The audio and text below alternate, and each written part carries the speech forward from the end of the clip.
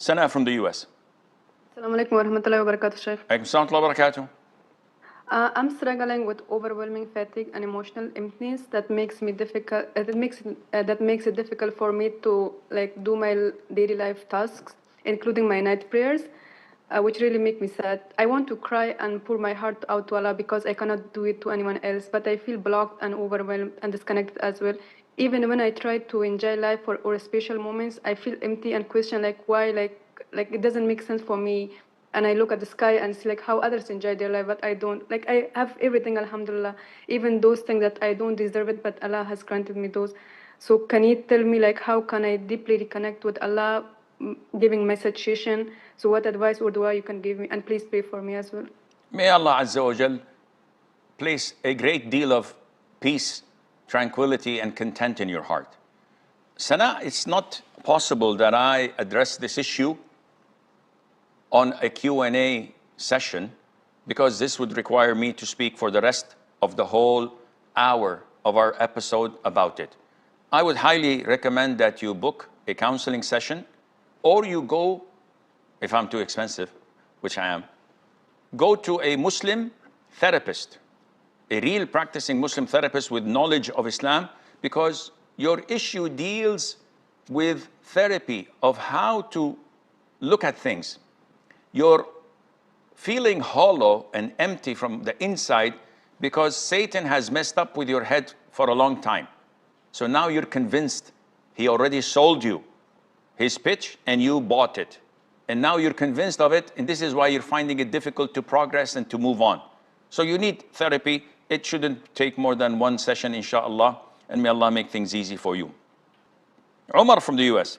Assalamu alaikum wa rahmatullah. Alaikum salam wa barakatuh. Sheikh, if a Muslim man marries let's say, a Christian or Jewish woman, what kind of conduct must the man ensure that the wife maintains? For example, how women would have to wear the hijab or niqab, not trim eyebrows, or other rules. How would those apply to the non-Muslim wife? Whatever we as Muslims are ordered to do, the same command is addressed to the non-Muslims.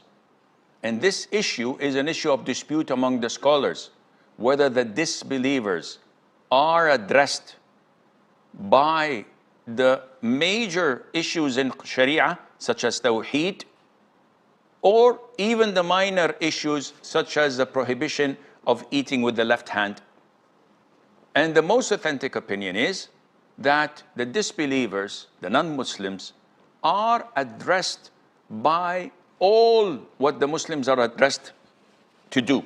And this is why in Surah Al-Muddathir, when the people of paradise look at the people of hellfire and ask them, why were you admitted to hellfire?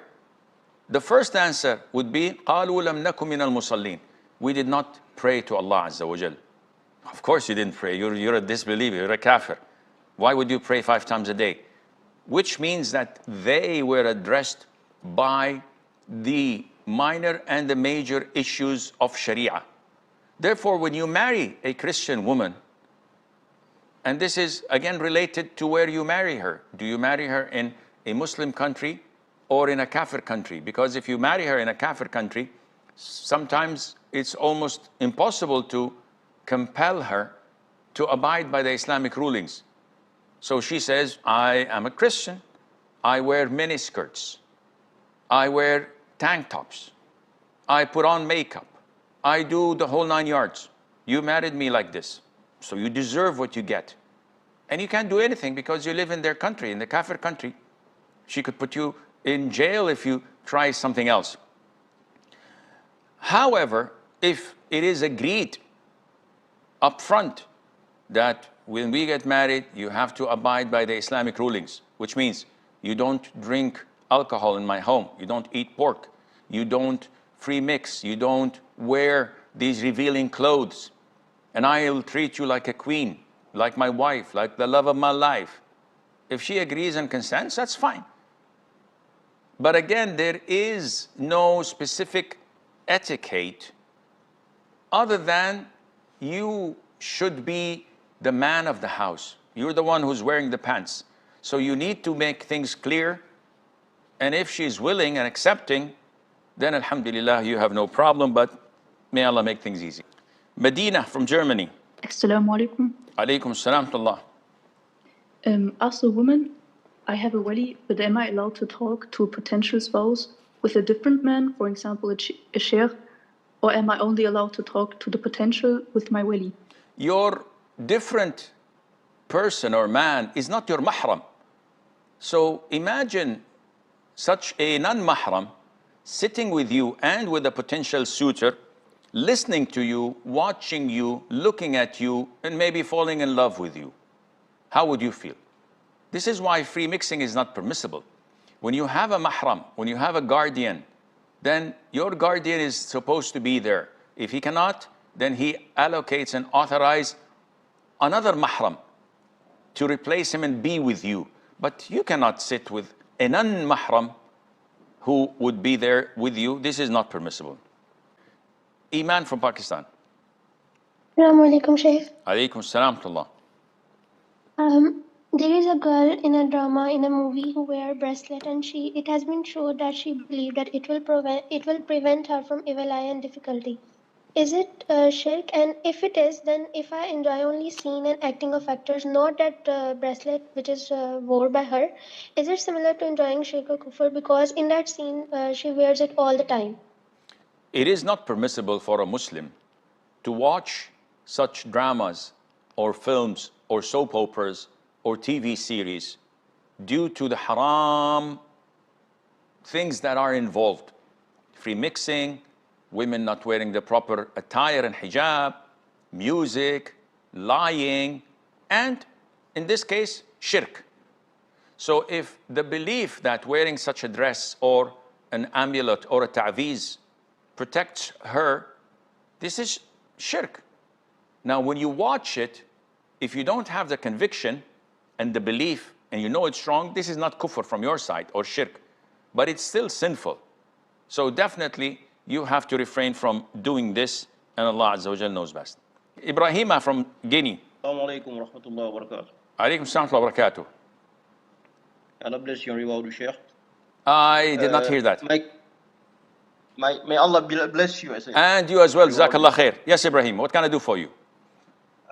My question today is regarding khulwa. I saw one of your videos where you said that if alone with a woman, do not answer her salam. I live in a multiple apartment house, and the main building where my mother and some other women live is downstairs. That is also where the kitchen where we get our food from is. Among the women living there sometimes is my aunt who raised me when I was a child, but she's a non-mahram. I never stays in a room with one of them. If they plan to stay, I leave. So does that mean that if I am in the kitchen and one of them comes in to drop a plate, for example, and give me salam, if I respond, I'm sinful? No. This issue of responding to the salam when there is khulwa is referring to whenever there is fitna. A young, beautiful woman comes in and the man says, Assalamu alaikum. And she replies, what do you expect is going to happen next? A lot of shaky business. So this is a fitna. She should not respond when there is the possibility of fitna. Someone who is as old as your aunt says Assalamu alaikum, say wa alaikum assalam. There's no problem in that. Someone who is an old geezer and that is in the age of her father, and there is respect, and he says Assalamu alaikum, or she says Assalamu alaikum, and he replies, there is no problem in that. Allah knows best.